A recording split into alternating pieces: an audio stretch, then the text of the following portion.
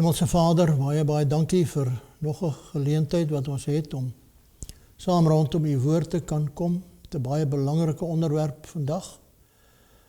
En ons wil weer bid vir u leiding, ons bid vir u Gees om vir ons te lei, sodat ons die waarheid oor hierdie onderwerp vandag in u woord sal vind. Stuur u lig in die waarheid, laat die ons lei, o Here, is ons gebed in Jesus se naam. Amen. Vriende, ons lesing in ons reeks van Gee my die Bybel, net die Bybel, vandag handel oor die doop. Die doop. Nou ons het 'n hele klompie lesings nou reeds gehad.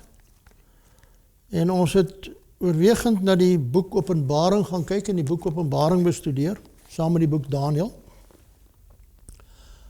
Maar het jy geweet dat die boek Openbaring gaan nie oor die dier uit die see uit nie. Want ons het gehoor van die dier uit die see en die dier uit die aarde, die vrou en die draak, die dier met die 7 koppe en die 10 horings. Maar weet jy, die boek Openbaring gaan in werklikheid oor die lam en nie die draak nie.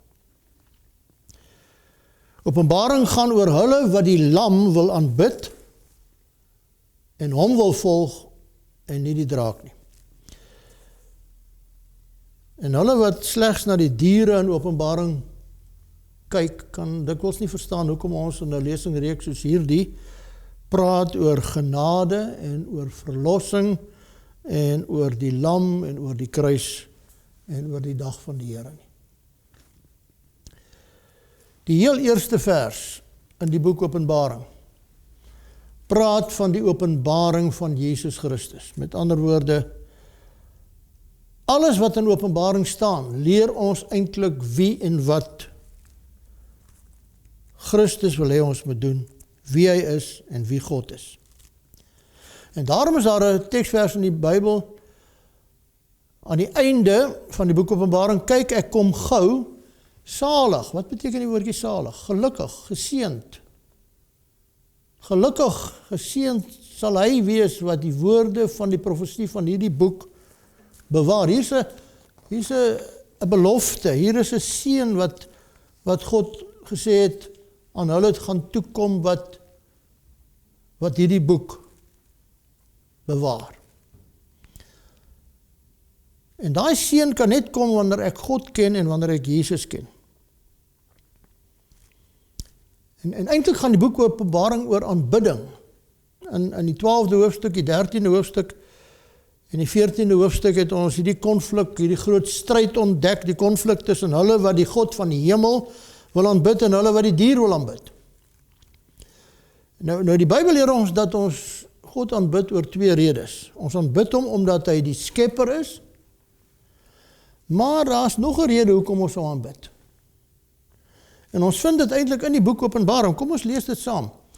Openbaring 5, vers 6. En ek het gesien en kyk in die middel van die troon en die 4 lewende wesens, en in die midde van die ouderlinge staan daar 'n lam asof hy geslag is. Ek is nie besig om in die boek Matteus te lees nie. Ek lees nie in die boek Johannes nie. Ek lees uit die boek Openbaring. Staan daar 'n lam asof hy geslag is. Vers 14, en die 4 lewende wesens het gesê, Amen, en die 24 ouderlinge het neergeval en hom aanbid, wat lewe tot in ewigheid. So ons aanbid God omdat hy die skepper is. Maar ons aanbid hom ook omdat hy ons verlosser is. Dis die begrafnis, die dood en die opstanding van Jesus Christus wat aan jou en my die lewe gee. En God het vir ons gedenktekens gegee waaraan ons hom sal onthou. Hy het die 7de dag gegee as die gedenkteken dat ons hom sal onthou as die skepper God. En vandag kyk ons na hierdie tweede monument, hierdie tweede gedenkteken vir sy dood, sy begrafnis en sy opstanding van Jesus.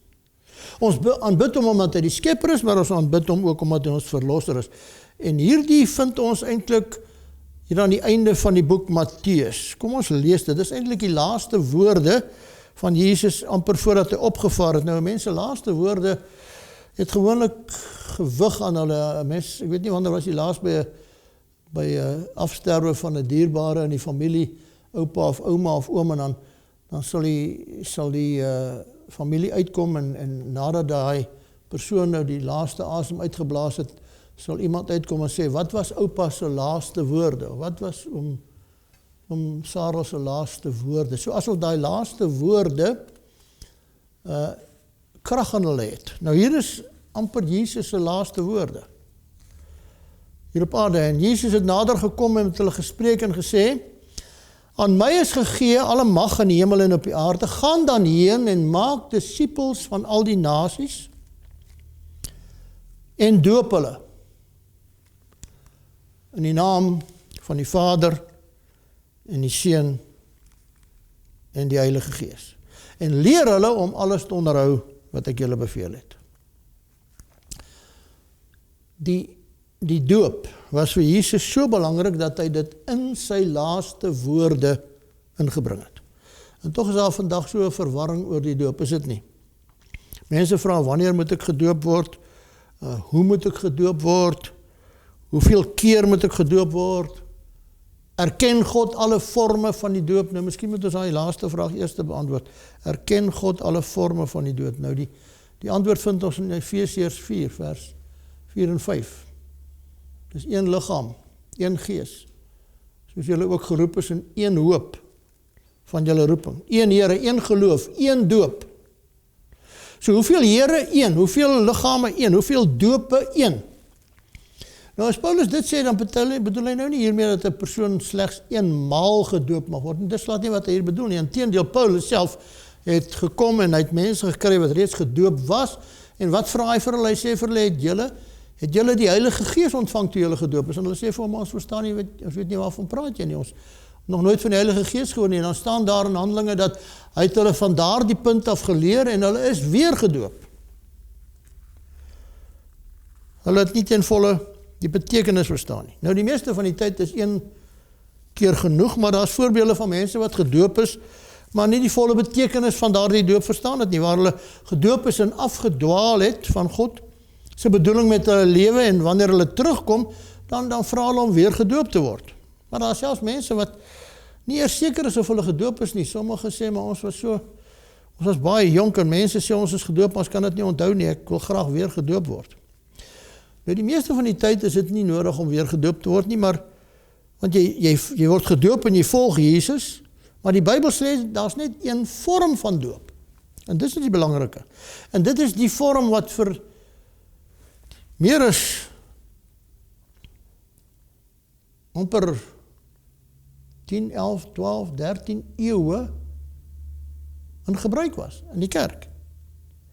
En dit is die doop deur indompeling of deur onderdompeling.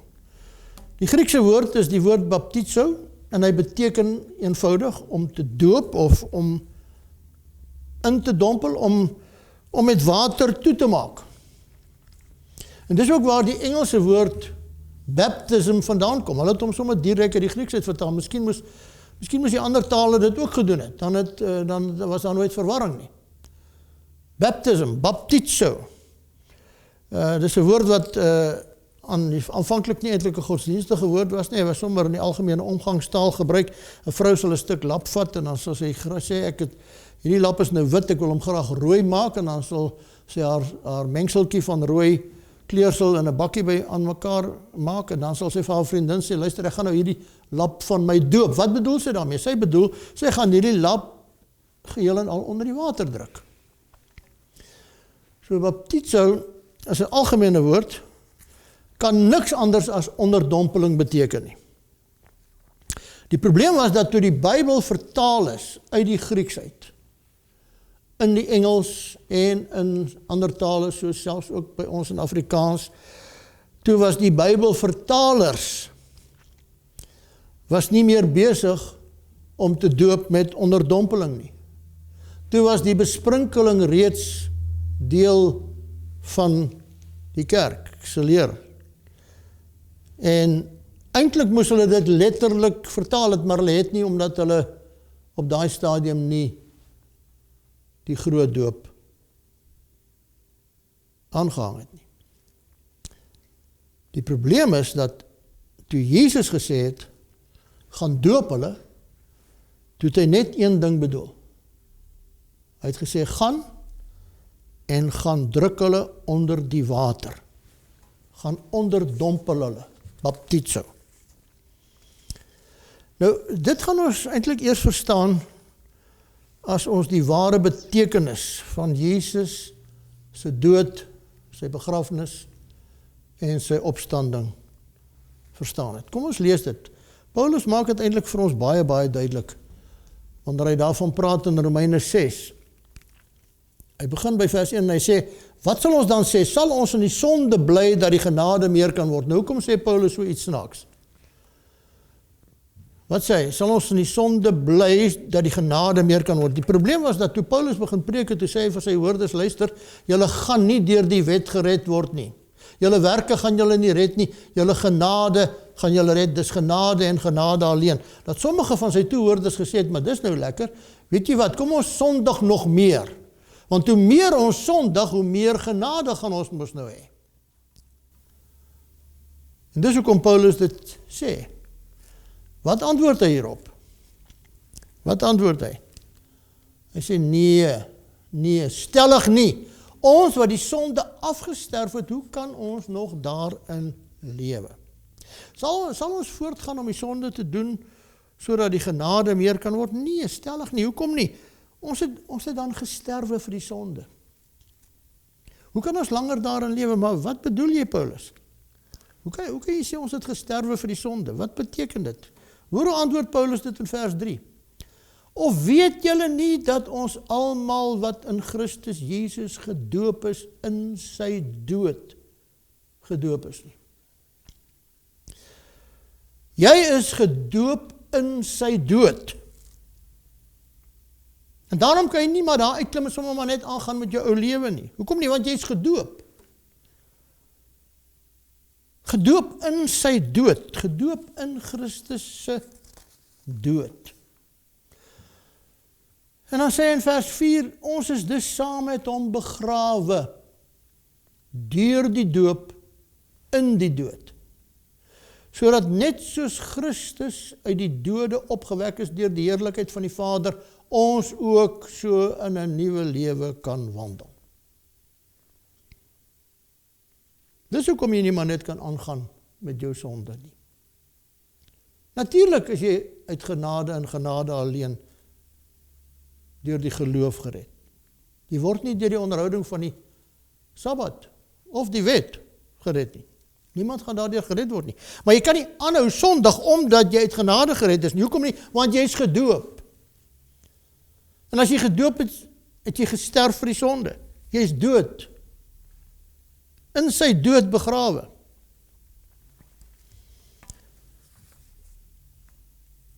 Jy sterf saam met hom. Word saam met hom begrawe. En net soos wat hy opgestaan het uit die doodheid, so staan jy op saam met hom in 'n nuwe lewe uit daai water uit. Jy sterf saam met hom, in sy dood begrawe. En dis wat die doop beteken.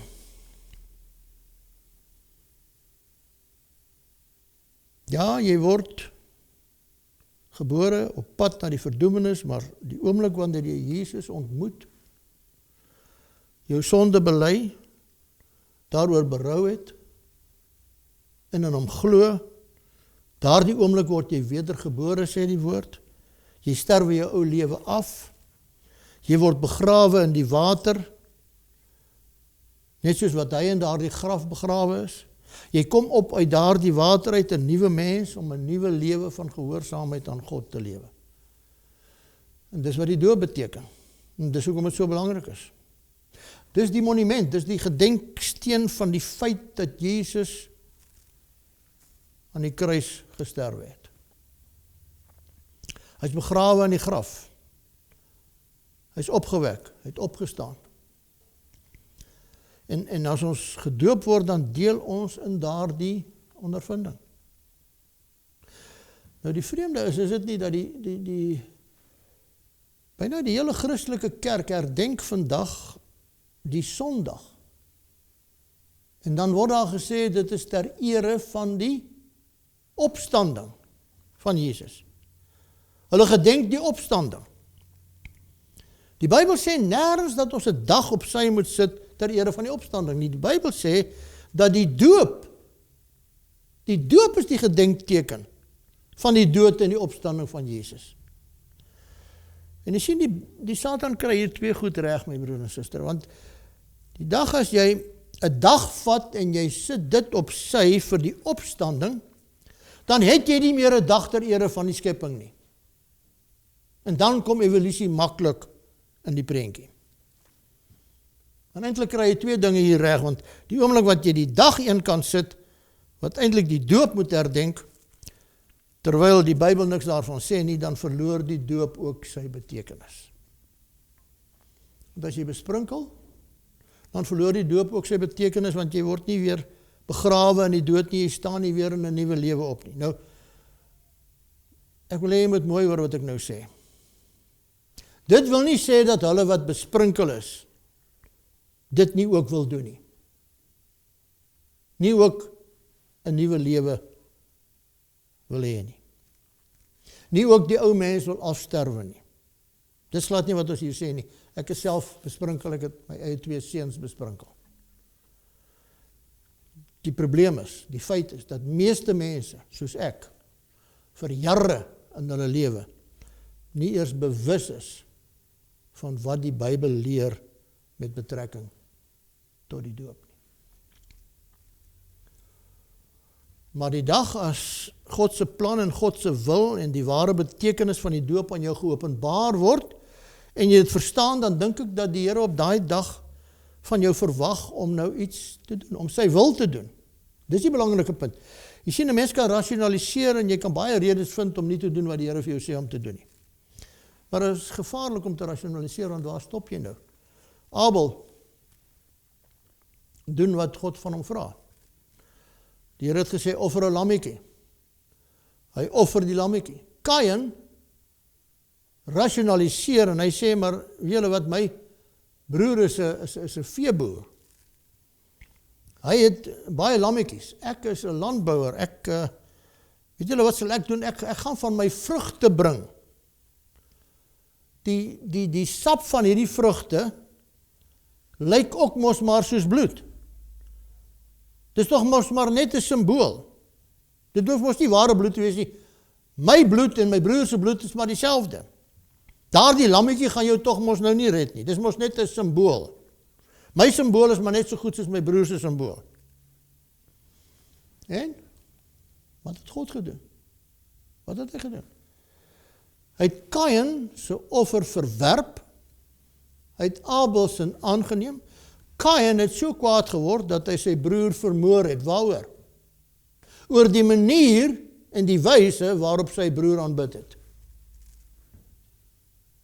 Kan jy nou verstaan waarom die wyse van aanbidding so groot saak in die boek Openbaring is? Mense wat probeer om God te aanbid soos wat hy sê, word dikwels verag deur hulle wat wil rasionaliseer en sê, baie water, min water. Wat maak dit saak? Dit mos net 'n simbool. Dit maak mos nie saak nie. As ek die Bybel reg lees, dan lyk dit vir my asof God presies bedoel wat hy sê. So die vraag is eintlik, vertrou ek God? Glo ek wat hy sê? As God sê onderdompel, gaan ek sê, weet julle wat, dis nie so belangrik nie, kom ons besprinkel. Dis in elk geval gemakliker. Dis geriefliker. En weet jy wat, ek kon dit amper nie glo toe ek het die dag ontdek nie, dat die Romeinse kerk presies dit gedoen het. In die Bybel staan daar, Johannes was ook besig om te doop in Enon naby Salem, omdat daar baie water was. Nou, wanneer is die groot doop verander na die kinderdoop toe? En die besprinkeling? Ek het dit nie geweet nie. Die jaar was 1311. So vir 13 eeue lank was die groot doop in gebruik. En hy is verander daar by die konsilie van Ravenna na die baba doop toe. En wat is die rede? Soos gewoonlik is hulle eerlik deur te sê, wat is die rede? In die katekismus van die Romeinse kerk staan daar, omdat dit 'n geriefliker metode van doop is. En dit is. Wat ek vir die sê, dit is 'n baie geriefliker metode om 'n klein bakkie water hier te hê en jy sprinkel, vat jou vingers en jy sprinkel dit op die mond. Baie meer geriefliker is om 'n groot bad te kry, waar jy iemand moet kry dat jy hom onder die water kan indruk. So, vir die eerste 1300 jaar, die kerk na God geluister en onderdompel. En toe begin die kerk rationaliseer en sê, nee, maar dis net 'n simbool, God gaan nie omgee nie, van nou af besprinkel ons. Maar God het gesê, baptizo. So nou mag jy sê, ja, nou goed, ek verstaan dit nou, hoe belangrik is dit nou regtig? En miskien net om net te onderstreep wat die bedoeling van die doop is, moet ons miskien net blaai na Petrus toe. 1 Petrus 3 vers 20. Maar wat sê Petrus? Hy praat van die mense wat eertyds ongehoorsaam was toe die lankmoedigheid van God eenmaal gewag het. In die dae van Noag, onderwyl die ark gereed gemaak is, waarin weinig, dit is 8 siele deur water heen gered is. En dis vers 20, en dan sê hy in vers 21, waarvan die teebeeld die doop ons nou ook red. Waarvan praat Petrus hier? Hy bedoel het toch seker nie? Die teebeeld die doop ons nou ook red. Jy word mos gered deur genade, nie deur die doop nie. Wat sê hy? Nie as 'n aflegging van die vuilheid van die vlees nie, maar deur die opstanding van Jesus Christus. Deur die opstanding van Jesus Christus. Daardeur, hy vat eintlik die vloed en hy vergelyk die doop met die vloed. Wat het die vloed gedoen? Die vloed het die aarde skoongemaak van sonde, die vloed het alles weggespoel. En dis die bedoeling van die doop. Dis die bedoeling van die doop. Waarvan die teebeeld, die doop ons nou ook red. Nie as 'n aflegging van die vuilheid van die vlees nie, maar as 'n bede tot God om goeie gewete deur die opstanding van Christus, wat heen gegaan het na die hemel en aan die regterhand van God is. Om die sonde weg te spoel. Om op te staan uit daardie water uit, 'n nuwe mens. So hoe kan die doop jou nou red? Deur die opstanding van Jesus. Jesus word gedoop deur Johannes die Doper. Hy het nooit gesondig nie.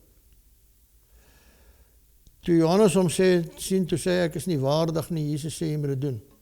Kom ons lees dit. Toe Jesus van Galilea na die Jordaan na Johannes gekom om deur hom gedoop te word. Maar Johannes het hom ernstig teëgegaan en gesê, ek het nodig om deur u gedoop te word en kom u nou na my toe. Hoor hoe antwoord Jesus vir Johannes. Hoor wat sê hy. Maar Jesus antwoord en sê vir hom, laat dit nou toe, want so pas dit ons om alle geregtigheid te vervul. Daarna het hy hom toegelaat. Ons het gesondig, die loon van die sonde is die dood, maar om aan die geregtigheid te voldoen, het hy kom sterwe, hy het opgestaan, maar hy is ook gedoop vir ons, om aan die geregtigheid van God te voldoen. En as ons hom aanvaar, dan staan sy volmaakte lewe in ons plek. Sy doop staan in ons plek. Want jou doop en my doop is nie genoeg nie. Net Jesus se doop is genoeg. Sy opstanding wat ons red, het ons verlos. Die van die kruis was nooit gedoop nie. Hoe is hy gered? Jesus se doop was genoeg vir hom. Jesus se doop het hom gered. Noag is nie gered omdat hy die ark gebou het nie. Noag het die ark gebou omdat hy gered was. Ons word nie gedoop om gered te word nie, ons word gedoop omdat ons gered is. En nou kom hier 'n vraag. Een van daai vrae wat ek baie keer voel,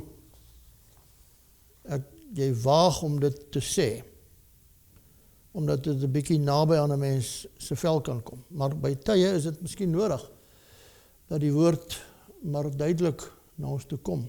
Dis ongelukkig baie keer 'n tweesnydende swaard. Die vraag is die volgende. Kan 'n mens die bloedoffer van Jesus in jou lewe aanvaar en dan sy bevel om gedoop te word verwerp en dan nog sê, maar ek is besig om hom te volg?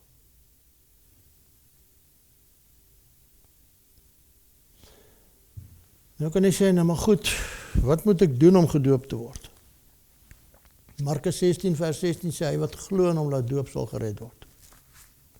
Dan word die doop is vir gelowiges. Daar's niks magies in daai water nie. Glo en gaan dan deur die water. Nou, maar dis nou, hier vloei nou iets uit voort. Babas kan nie verstaan nie, jy moet oud genoeg wees om te verstaan. So, wat moet met hulle gebeur? Presies dit wat met Jesus gebeur het. Wat het sy ouers gedoen? Om as baba gevat na die tempel toe, om gaan toewy, om gaan inseën by die tempel. En dan moet die ouers daai kind vat en hom groot maak, en daai kind vat en hom of haar groot maak tot op die dag dat daai kind self kan gaan staan en sê, maar ek verstaan nou wat die doop beteken en ek wil ook nou graag in daardie water ingaan. Dit maak net soveel meer sin, my liewe broer en suster. Ek kom uit 'n kerkkultuur uit waar jy 'n klomp katkesante het. Almal van hulle is in standaard 9, einde van standaard 9 of matriek. Almal word 'n sekere ouderdom en dan almal gaan nou die einde van die jaar belydenis van geloof af lê. En jy sit met die klas jong mense voor jou en soos wat jy deur die jaar met hulle beweeg, kom jy agter, maar hier is definitief van hulle wat nie ernstig is nie, is definitief van hulle wat nie verstaan nie, is definitief van hulle vir wie hierdie saak nie regtig erns is nie. En dan het jy nou hierdie probleem om nou na 'n ouer toe te stap en te sê, luister, ek dink nie jou seun of ek dink jou dogter is reg nie. En al wat jy dan kry is net moeilikheid, want wie kom sê nou vir jou seun is nie reg nie of jou dogter is nie reg nie. En dan kom daai selfe kind na 4 of 5 of 10 jaar na jou toe terug en hy sê, weet jy wat, daai dag toe ek daar belydenis van geloof afgelê het ek nie geweet wat ek doen nie. Ek was nie ernstig nie. Ek was hoegenaamd nie ernstig nie. Maak dit nie veel meer sin om die kind in te seën, daai kind groot te maak en die dag as die kind werklik kan verstaan, daai kind te vat en die pad van die doop, die onderdompeling met hom of haar te loop. Nee, nou maak dit eintlik nie saak watter ouderdom dit is nie. Dit hoef nie almal 17 te wees nie. Sommige mense kan al 12, 13, 14 wees. Party gaan 27, 37 wees. Dis 'n persoonlike saak tussen jou en die Here. Dit gaan nie oor 'n ouderdom waarop dit gedoen moet word nie. Tweede voorwaarde, gaan dan heen, maak disippels van al die nasies, doop hulle in die naam van die Vader en die Seun en die Heilige Gees. Met ander woorde, doop hulle in die naam van die Godheid. Die Vader, Seun en Heilige Gees. Leer hulle om alles te onderhou wat julle begeer het. So, wat beteken dit? Dit beteken 'n eenmalige onderdompeling. Die Vader het nie vir ons gesterf nie, die Heilige Gees het nie vir ons gesterf nie. Jesus Christus het ook eenmaal vir die sonde gesterwe. So, in die naam, nie in die name nie, in die naam. Nie 3 maal nie, eenmalig onderdompeling is die Bybelse metode. Nou, die volgende punt is dat ons kan nie maar net daar opstaan en nou maar net aangaan met ons vorige lewe nie. Ek kan nie my ou lewe wil saam sleep deur daardie water aan die ander kant uitkom asof niks gebeur het nie.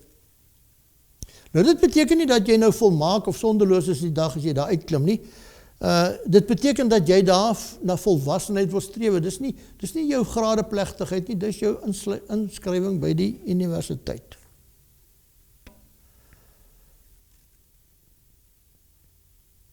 Die derde saak. Pinkster. Petrus preek en hulle luister na hom.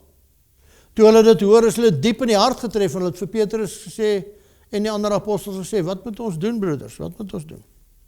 En hulle antwoord hulle, Petrus sê vir hulle, bekeer julle, laat elkeen van julle gedoop word. Met ander woorde, bekeer jou, berou, belydenis, omkeer, bekering. Wat beteken dit? Wat beteken dit om diep in die hart getref te word soos wat daar staan? Wat beteken dit?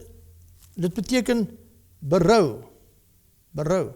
Daar staan ook dat Johannes het gekom in die hele omtrek van Jordaan en die doop van bekering tot vergifnis van sondes verkondig. So die doop is eintlik 'n openbare demonstrasie van my bekering, van my berou, van my belydenis, my vergifnis van sonde. Wat is berou? Dit beteken om in die hart geraak te word. Ek is jammer oor dit wat ek gedoen het. Ek is so jammer dat ek nou net weer my meer verloor het teenoor my vrou, my kinders, teenoor my kollega by die werk. Ek wil dit nie doen nie. Here, help my om dit nie weer te doen nie. Maar dis nie berou nie. Berou moet jy diep in die hart getref word.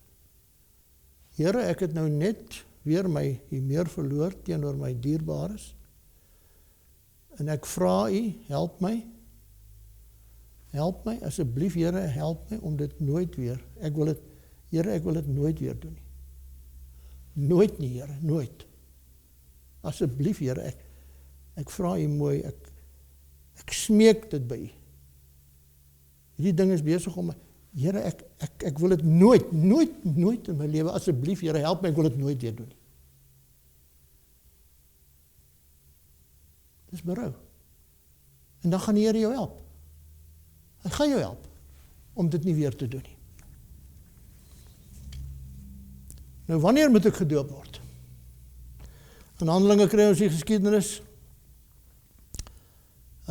van Filippus op pad na Gaza van Jerusalem af. Hy ontmoet die hofdienaar van Ethiopië wat op die wa sit en hy lees die profeet Jesaja. Hy kom by hom en hy sê vir hom, hardloop na hom toe, hy sê, verstaan jy wat jy lees? En Filippus het daarin gehardloop, hy het hom die profeet Jesaja oorlees, en hy sê vir hom, verstaan u wel wat u lees? En hierdie man antwoord, hy sê, hoe kan ek tog verstaan as niemand my die weg wys nie? Hy was besig om Jesaja 53 te lees, van die lam wat ter slagting gelei word, maar hy het nie verstaan wat hy lees nie. En dan staan daar in vers 35, en Filippus het sy mond geopen en van hierdie skrif af begin om die evangelie van Jesus aan hom te verkondig. En terwyl hulle voortreis, op die pad kom hulle by water, en die hofdienaar sê vir hom, daar's water, wat verhinder my om gedoop te word? En Filippus sê vir hom, as jy glo met die hele hart, is dit geoorloof. En hy antwoord en sê, ek glo dat Jesus Christus die Seun van God is. En hy het beveel dat die wa moet stilhou, en hulle het albei uit in die water afgeklim. Filippus en die hofdienaar, en hy het hom gedoop. En toe hulle uit die water uit opklim, het klink nie vir my na besprinkeling nie. Maar die punt is dat toe hierdie hofdienaar gereed was om gedoop te word, is hy gedoop. Hy was nie eens by die huis nie, hy was in 'n vreemde land. As 'n persoon reg is om gedoop te word, met die pad na die doop met hom geloop word. Die Satan moenie te veel tyd kry nie. Hy het nie gesê, maar ek wil eers gou huis toe gaan, daar is goed by die huis wat ek wil gaan doen, ek het nog 'n paar goeders daar gaan doen, ek moet met my pa en my ma praat en hoor of dit reg is nie, of volgende maand is my verjaarsdag, dit sal 'n goeie dag wees waarop ek gedoop kan word nie.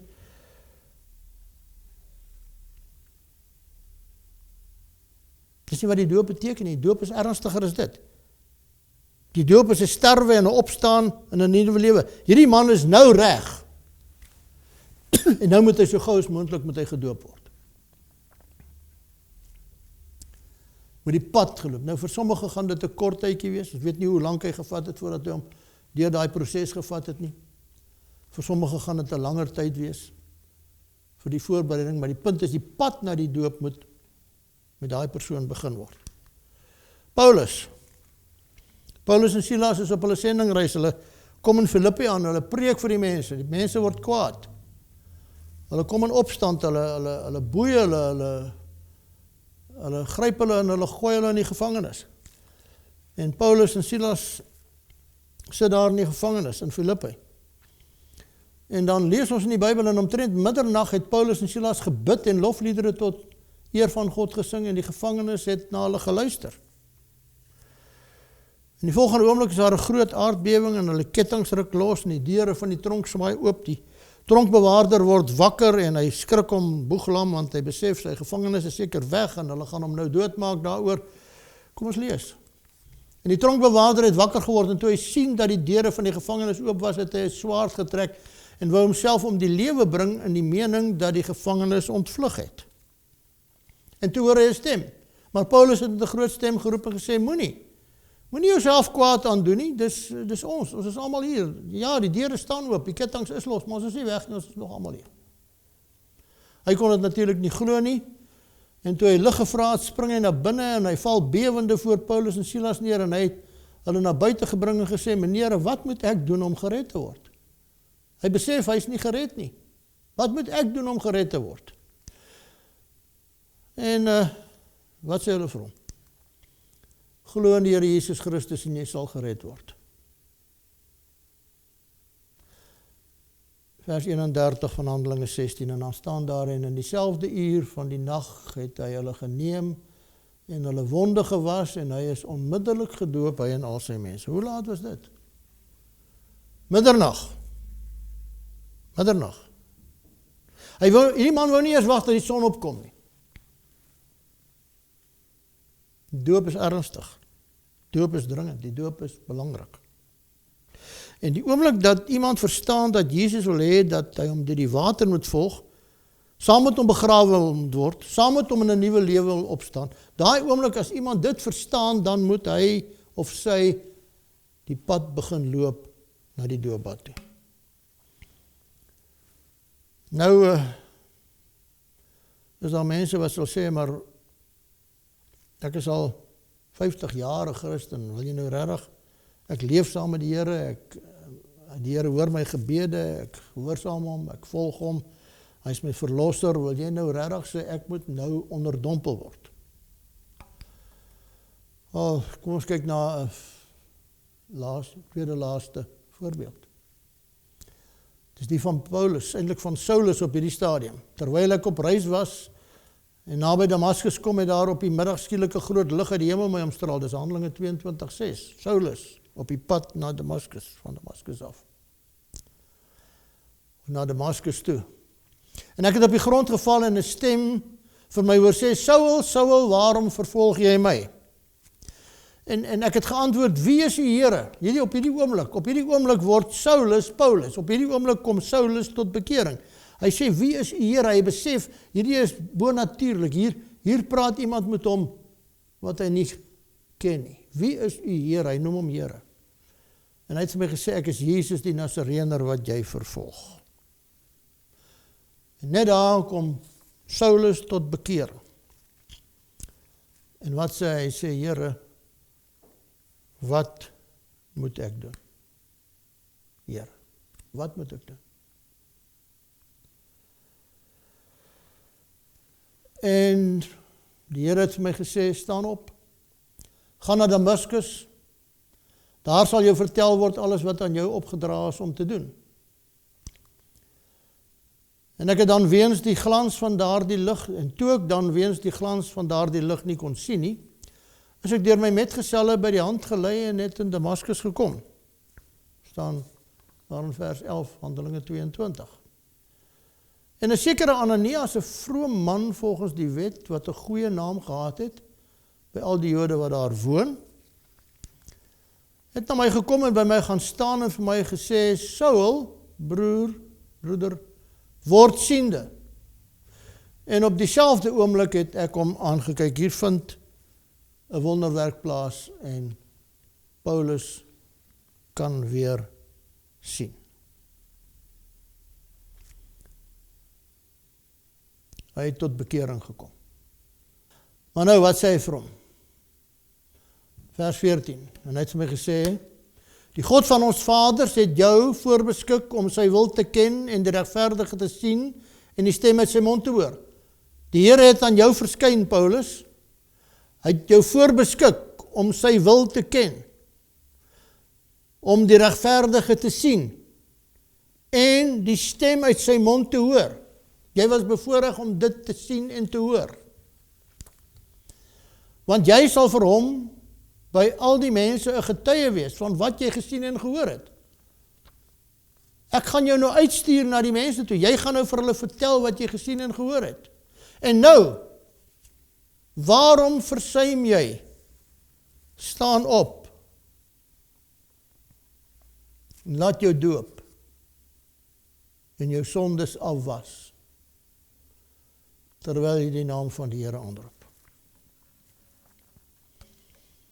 Laat jou doop. Laat jou doop. En jou sondes afwas. Wat 'n kragtige woord staan hier in die woord van die Here. Paulus, jy kom nou net van Stefanus se steniging af. Jy was die man wat daar dit georgestreer het. Jy was die man wat die klere bymekaar gemaak het. Dit was onder jou bevel dat daar die steniging plaasgevind het en jy Stefanus vermoor het. Paulus, kom en laat jou doop, laat jou sondes afwas. Kom was hierdie moord wat jy nou net gepleeg het af. Kom, laat jou doop.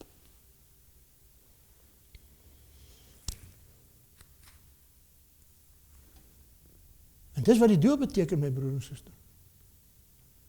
Ek kan nie vir jou vertel in woorde wat dit beteken om 60 jaar se sondes daar in daardie watergraf agter te laat.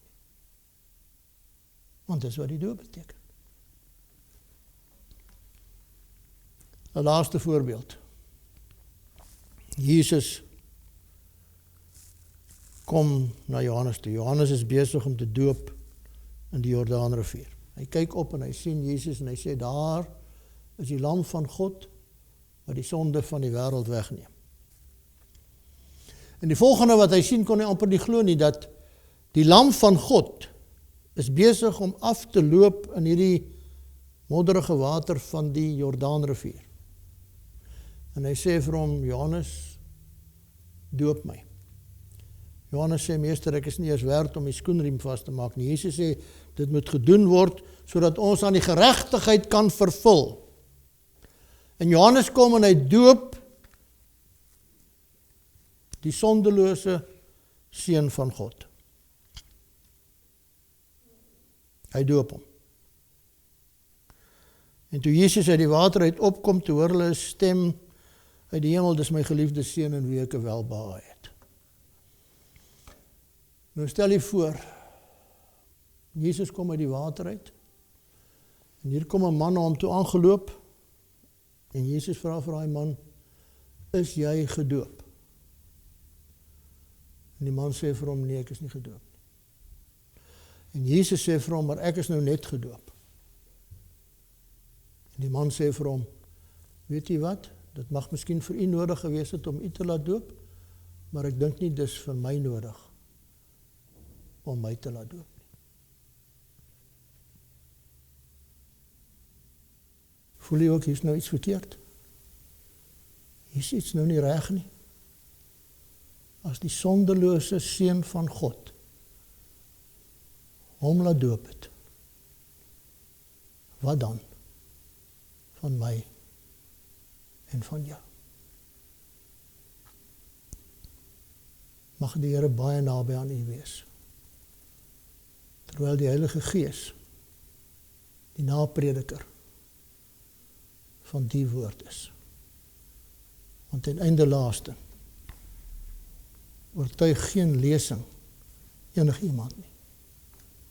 Dit is die werk van die Heilige Gees.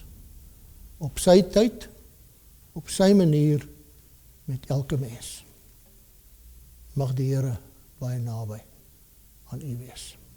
Hemelse Vader, dankie vir u woord, dankie vir die waarheid van u woord, ook rondom die doop. Baie van selfs u kinders hier op aarde, Here, verstaan dit nog nie.